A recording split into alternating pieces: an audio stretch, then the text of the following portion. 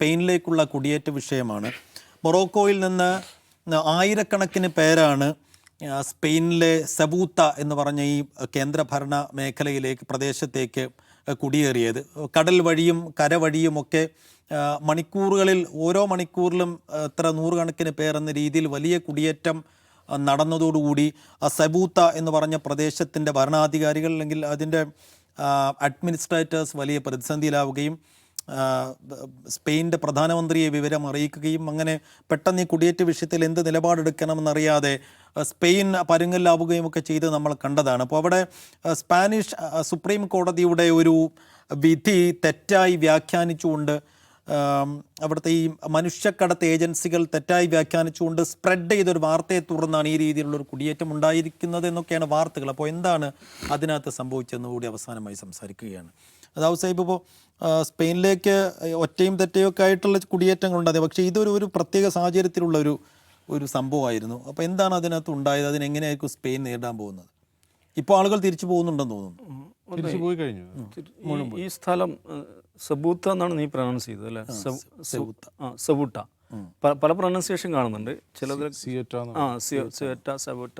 എനിക്കൊന്ന് അറബിക്കിൽ സെബൂത്ത എന്നാണ് തോന്നുന്നു. മൊറോക്കൻ ഇതിനകത്ത് സുവാട്ട എന്ന് ആണ് ഞാൻ പലയിടത്തും കണ്ടത്. ആ എസ്ക്ലേവ് എന്ന് പറയുന്നത് അത് ഒരു സ്പാനിഷ് ലാൻഡാണ്. സ്പാനിഷ് ടെറിട്ടറി ആണെങ്കിലും അത് ഭൂമിശാസ്ത്രപരമായി ആഫ്രിക്കയിലാണ്. ഈ വേറെ ഒരു സ്ഥലമുണ്ട് മെലീല എന്ന് പറഞ്ഞിട്ട്, അതേപോലെ ഈ സെബൂട്ട എന്ന് പറയുന്ന ഈ രണ്ട് സ്ഥലങ്ങളും നമുക്ക് എളുപ്പം മനസ്സിലാണ്. മാഹി പോലെ കരുതിയാണ്. മാഹി 58 വരെ മറ്റും ഫ്രഞ്ചുകാരുടെ കയ്യിലായിരുന്നല്ലോ. അതേപോലെ സ്പെയിൻ്റെ പരമാധികാരമുള്ള മൊറോക്കൻ ഭൂപ്രദേശത്തുള്ള ഒരു ചെറിയ സ്ഥലമാണ്. മാഹി പോലെ ഒരു ചെറിയ സ്ഥലമാണ് ഈ സെബൂട്ട.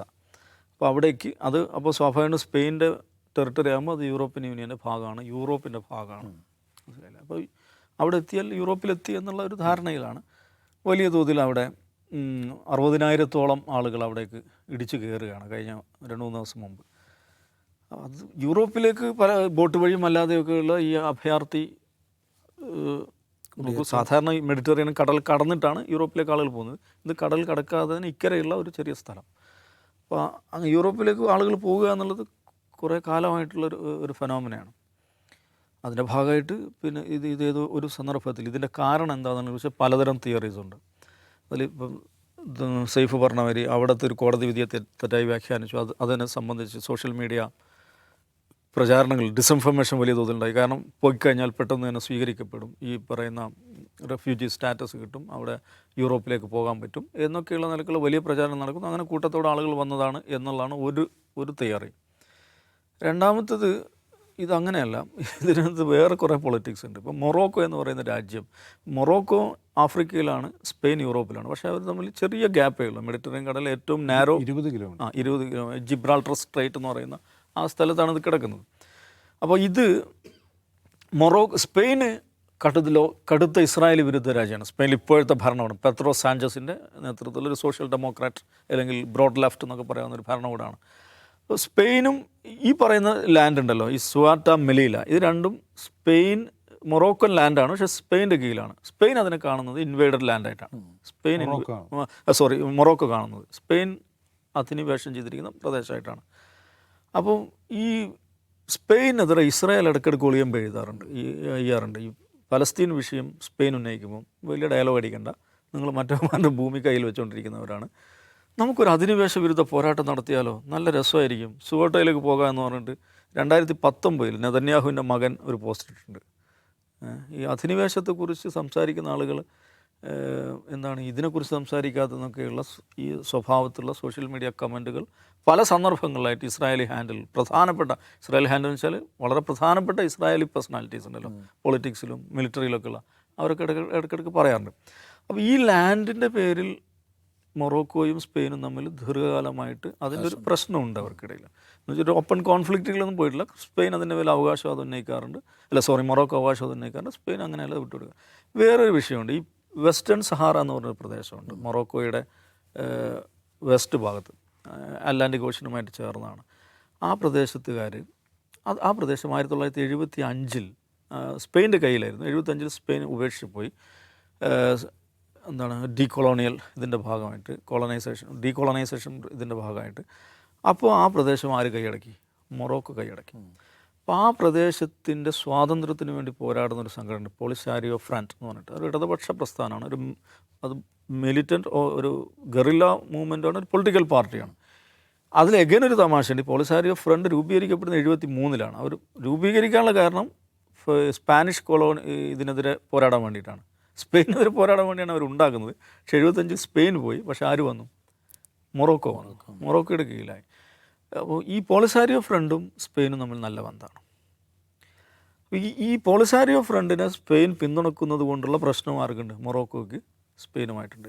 കഴിഞ്ഞ കോവിഡിൻ്റെ സമയത്ത് ഇവരുടെ നേതാവുണ്ട് ഇബ്രാഹിം ഗലി എന്ന് പറഞ്ഞിട്ട്. ഇദ്ദേഹത്തിന് കോവിഡ് വന്നപ്പോൾ സ്പെയിനിൽ കൊണ്ടുപോയിട്ടാണ് ചികിത്സിച്ചത്.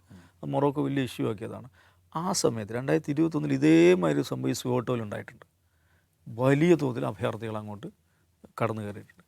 അപ്പോൾ ഈ കഴിഞ്ഞ ദിവസങ്ങളുണ്ടായിട്ടുള്ള അഭയാർത്ഥി പ്രവാഹം അത് ഈ മൊറോക്കോയും ഇസ്രായേലും അമേരിക്കയും കൂടി ഒപ്പിച്ച ഒരു പണിയാണ് എന്നൊരു തിയറിയുണ്ട്. അപ്പം ഈ അഭയാർത്ഥികളായിട്ട് അവിടെ വന്നിട്ടുള്ള പല ആളുകളെയും ബൈറ്റിൽ മൊറോക്കോ പോലീസ് ഞങ്ങളെ സഹായിച്ചിട്ടുണ്ടെന്ന് പറയുന്നുണ്ട്. മൊറോക്കോ ഇസ്രായേലിന് അംഗീകരിച്ച അപൂർവം അറബ് രാജ്യങ്ങളിലൊന്നാണ് അബ്രഹാം അക്കോർഡിൽ ഒപ്പുവെച്ച. അതിനൊരു കാരണമുണ്ട്. അബ്രഹാം അക്കോർഡിൽ അവർ ഒപ്പുവെക്കാൻ കാരണം എന്ന് വെച്ചിട്ടുണ്ടെങ്കിൽ ഈ വെസ്റ്റേൺ സഹാറ ഉണ്ടല്ലോ, അവിടെ ഈ സഹ്റാവികൾ എന്നാണ് അവർ പറയുന്നത്. വെസ്റ്റേൺ സഹാറയ്ക്ക് മേലുള്ള മൊറോക്കോയുടെ അവകാശവാദത്തെ അമേരിക്ക ട്രംപ് പറഞ്ഞു ഞാനത് അംഗീകരിക്കാം, നിങ്ങളുടെ അവകാശം അംഗീകരിക്കാം, പക്ഷേ ഒരു കണ്ടീഷൻ എന്ത്? നിങ്ങൾ അബ്രഹാം അക്കോർഡിൽ ഒപ്പുവെക്കണം. അപ്പോൾ അങ്ങനെയാണ് മൊറോക്കോ ഇസ്രായേലിനായിട്ട് കരാറിൽ അബ്രഹാം അക്കോർഡിൽ ഒപ്പുവെക്കുന്നത്. എന്ന് മാത്രമല്ല ഈ യുദ്ധകാലത്ത് അമേരിക്കയിൽ നിന്നുള്ള ഒരു വാർഷിപ്പ്, ഇസ്രായേലിലേക്ക് പോകുന്ന ഒരു വാർഷിപ്പ് റീഫ്യൂൽ ചെയ്യാൻ വേണ്ടിയിട്ട് സ്പാനിഷ് പോർട്ടിലേക്ക് പോയപ്പോൾ അവർ സമ്മതിച്ചില്ല. ആരാ സമ്മതിച്ചാൽ? ഇങ്ങോട്ട് വരിയെന്ന് പറഞ്ഞു. മൊറോക്കോക്കാരാണ് അവരെ താഞ്ചീർ എന്ന് പറഞ്ഞിട്ടൊരു തുറമുഖത്ത് വെച്ചിട്ട് അടിച്ചോളി എന്ന് പറഞ്ഞിട്ട്. അപ്പോൾ ആ നിലയ്ക്ക് ഇസ്രായേലുമായിട്ട് സഹകരണമുള്ള രാജ്യമാണ് മൊറോക്കോ. ഇനി ഇന്നത്തെ ഇസ്രായേലി ക്യാബിനറ്റിലെ ഇത്താമിർ ബെൻ ഗബീർ ആണെന്നാണ് എനിക്ക് തോന്നുന്നത്, ഒരു മിനിസ്റ്റർ. മൊറോക്കോ ധാരാളം ജൂതന്മാരുള്ള രാജ്യമായിരുന്നു. മൊറോക്കോയിൽ നിന്ന് ഇസ്രായേലിലേക്ക് കുടിയേറിയിട്ടുള്ള ഒത്തിരി ജൂതന്മാരുണ്ട്. അവർ പലരും അവിടുത്തെ പ്രധാനപ്പെട്ട പോസ്റ്റുകൾ ഇരുന്നിട്ടുണ്ട്. ഇത്താമിർ ബെൻ ഗബീർ മൊറോക്കോയിൽ നിന്ന് വന്ന ആളാണെന്നാണ് എൻ്റെ ഓർമ്മ. ഇപ്പം ക്യാബിനറ്റിലെ ഒരു മിനിസ്റ്റർ ബെൻ ഗബീർ ആണെന്ന് എൻ്റെ ഓർമ്മ മൊറോക്കോയിൽ നിന്ന് ഇസ്രായേലിലേക്ക് കുടിയേറിയ ആളാണ്. ആ നിലക്കുള്ള ചരിത്രപരമായിട്ടുള്ള ഒരു ദീർഘമായിട്ടുള്ള കൾച്ചറൽ റിലേഷൻഷിപ്പ് കൂടി മൊറോക്കോ ഇസ്രായേൽ തമ്മിലുണ്ട്. അപ്പോൾ ഈ സാഞ്ചസിനൊരു പണി കൊടുക്കണം എന്ന് ഇസ്രായേലിന് ആഗ്രഹമുണ്ടായിരുന്നു. അതിൻ്റെ ഭാഗമായിട്ടുണ്ടാക്കിയ ഒരു കൊറിയോഗ്രാഫ്ഡ് ഇൻഫ്ലക്സ് ആണ് ഈ അഭയാർത്ഥി കയറ്റം, ഈ 60,000 ആളുകൾ ഒന്നിച്ച് കയറിയത് എന്നുള്ളതാണ് ഒരു തിയറി. ഒരുപക്ഷെ അതിനും സാധ്യതയുണ്ട്. പക്ഷേ ഇത് മനസ്സിലാക്കേണ്ടത് മൊറോക്കോ എന്ന് പറയുന്ന രാജ്യം ഒരു ദരിദ്ര രാജ്യമൊന്നുമല്ല കേട്ടോ. ലോകത്ത് ഫോസ്ഫേറ്റ്സിൻ്റെ നമ്മൾ അത്ഭുതകരമായൊരു ഡാറ്റയാണ്. ഫോസ്ഫേറ്റ്സിൻ്റെ 70% ആ രാജ്യത്ത്. ലോകത്ത് മൊത്തമുള്ള ഫോസ്ഫേറ്റ് റിസർവ് നമ്മളെടുത്താൽ അതിൻ്റെ 70% മൊറോക്കോയിലാണ്. എന്ന് പറഞ്ഞാൽ വളം, ഈ എന്താണ് പറയുക, കെമിക്കൽ ഫെർട്ടിലൈസർ ഉണ്ടാക്കണ ഈ സാധനം ഉണ്ടായാലേ പറ്റുള്ളൂ. അതിൻ്റെ 70% യുവമാരുടെ കയ്യിലാണ്. അപ്പോൾ ആ നിലയ്ക്ക് ദരിദ്ര രാജ്യമൊന്നുമില്ല. പക്ഷേ മൊറോക്കോ വളരെ പ്രധാനപ്പെട്ട ഒരു റെഫ്യൂജി ട്രാൻസിറ്റ് ഹബ്ബാണ്. കാരണം ആഫ്രിക്കയിലെ പല രാജ്യങ്ങളിൽ നിന്നുള്ള യൂറോപ്പ് ലക്ഷ്യമാക്കി നീങ്ങുന്ന അഭയാർത്ഥി കൂട്ടങ്ങൾ, അതിൽ പലതും ഈ ഹ്യൂമൻ ട്രാഫിക് മാഫിയകളൊക്കെ കൊണ്ടുവരുന്നെങ്കിൽ അവരുടെ ഒരു പോയിൻ്റായിട്ട് അവർ കാണുന്നത് എവിടെയാണ്? മൊറോക്കോയാണ്. അവളോട് പെട്ടെന്ന് സ്പെയിനിലേക്ക് കടക്കാൻ പറ്റുന്നുള്ളതുകൊണ്ട് അതുകൊണ്ട് ഈ കടന്ന ആളുകളെല്ലാം മൊറോക്കോക്കാരുമല്ല കേട്ടോ, അതും മനസ്സിലാക്കണം. ഇത് സിയോട്ടയിലേക്ക് കടന്നൊക്കെ മൊറോക്കോക്കാരൊന്നുമല്ല. മൊറോക്കോക്കാരും ഉണ്ടാകാം.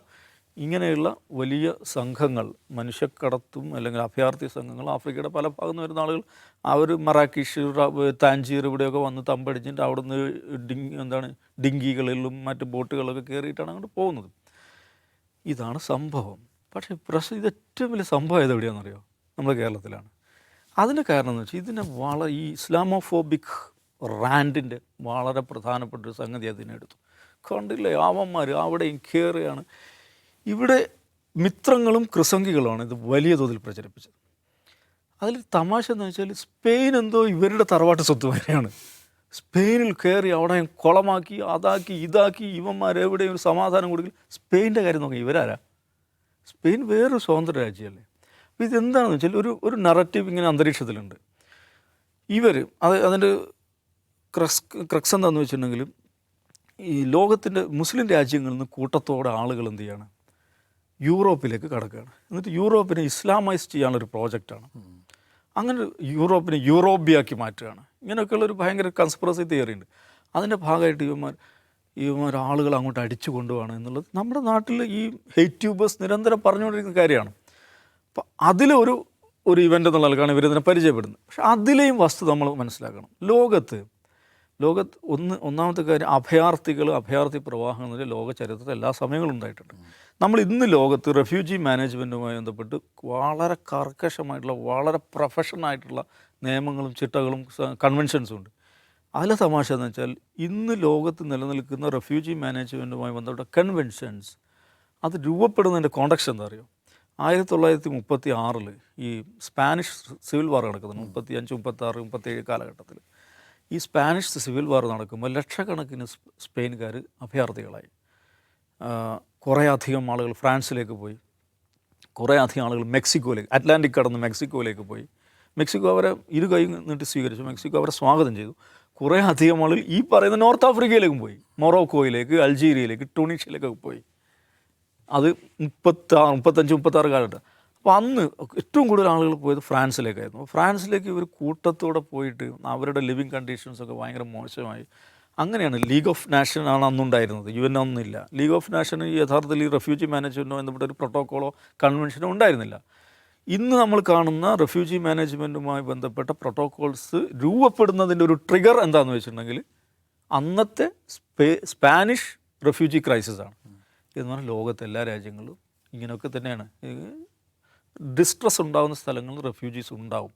അതെന്തോ മുസ്ലിങ്ങൾ നടത്തുന്ന ഒരു പ്രോജക്റ്റാണ്, യൂറോപ്പിനെ ഇതാക്കാൻ വേണ്ടിയുള്ള പിടിക്കാൻ വേണ്ടിയുള്ള പ്രോജക്റ്റാണെന്ന മട്ടിലാണ് പ്രചരിക്കും. യുവന്മാരെല്ലാം ഇടയ്ക്ക് ഇവർ തന്നെ ഇത് ചെയ്താൽ പോരെ എന്നൊക്കെ ചോദിക്കും. അതിലും തമാശയുണ്ട്. ഇന്ന് ലോകത്ത് നിലവിലുള്ള നമ്മൾ കാണുന്ന റെഫ്യൂജീസുമായി ബന്ധപ്പെട്ട യുണൈറ്റഡ് നാഷൻസിൻ്റെ കാര്യങ്ങൾ കൈകാര്യം ചെയ്യുന്ന ഏജൻസിയാണ് UNHCR, United Nations High Commission for Refugees. United Nations High Commission for റെഫ്യൂജീസിൻ്റെ കണക്ക് പ്രകാരം ലോകത്ത് ഏറ്റവും അധികം റെഫ്യൂജീസ്, അഭയാർത്ഥികൾ ഉണ്ടായിട്ടുള്ള, ഒറിജിൻ ഓഫ് റെഫ്യൂജീസ് ആണ് പറയുന്നത്, അഭയാർത്ഥികൾ ഉണ്ടായിട്ടുള്ള ആദ്യത്തെ 10 രാജ്യങ്ങൾ ഞാൻ പറയാം. അതിലൊന്ന് സിറിയയാണ്, രണ്ടാമത് വെനസ്വേലയാണ്, 3 യുക്രൈനാണ്, 4 Afghanistan, 5 Sudan, 6 DR Congo, democratic republic of Congo, 7 south Sudan, 8 Myanmar, 9 Somalia, 10 എരിട്രിയ. ഇതാണ് UNHCRൻ്റെ കണക്ക് പ്രകാരം ഏറ്റവും കൂടുതൽ അഭയാർത്ഥികൾ ഉണ്ടായിട്ടുള്ള രാജ്യങ്ങൾ ഇപ്പോൾ നിലവിൽ. ഇതിൽ മുസ്ലിം രാജ്യങ്ങൾ എത്രയുണ്ട്?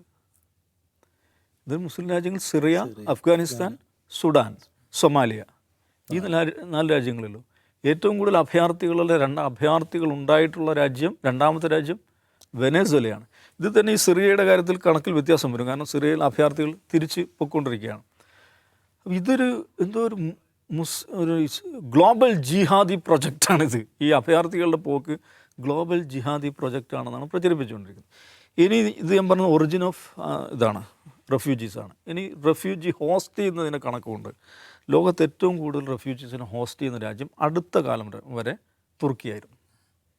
നിങ്ങൾക്ക് ഇവന്മാർക്ക് എത്ര രാജ്യങ്ങളുണ്ട്, ഇവന്മാർക്ക് സ്വീകരിച്ചാൽ പോലെ എന്നുള്ളതാണ് ഒരു എപ്പോഴും ഉപയോഗിക്കുന്ന ചോദ്യം.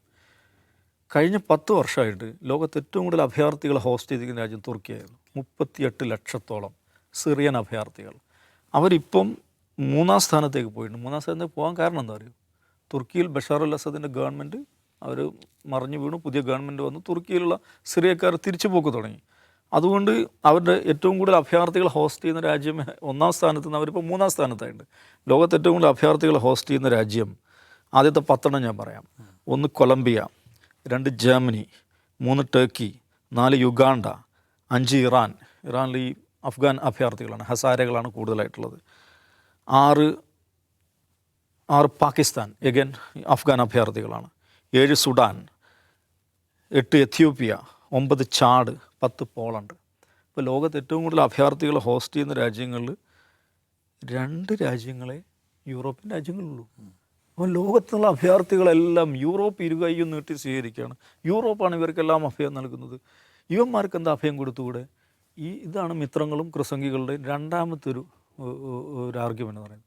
അതും കണക്ക് പ്രകാരം ശരിയല്ല.